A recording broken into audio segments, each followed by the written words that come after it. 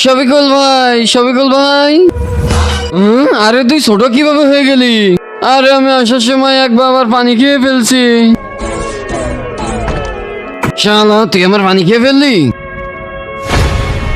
চল ওই বাবার কাছে।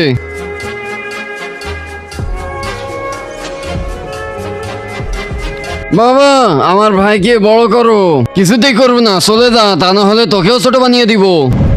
বড় কর। বড় করবো, কিন্তু তোর সামনের ওই নদী থেকে পানি নিয়ে আসতে হবে। ঠিক আছে, দেও বাবা। এই তো চলে আসছি, পানি টেপের ভরে নি। এই নদীর পানি নিতে গেলে তোর একটা চোখ দিতে হবে। আরে ইয়ার, আমার ভাইকে বাঁচানোর জন্য সব করতে পারি। ঠিক আছে, তুমি নিয়ে নাও আমার চোখ। বাবা এই নাও পানি, জলদি আমার ভাইকে বড় করো। আরে শালা জাদুর লাঠিতে বড় করলি, তাহলে পানি কিছু না নালি? দাঁড়াও, এখনই বলতাছি।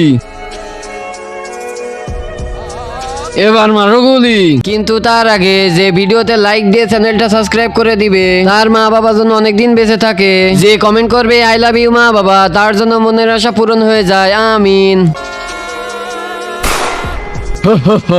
ওই নদীর পানি যে খায় সেই অমর হয়ে যায়, আমিও অমর হয়ে গেছি।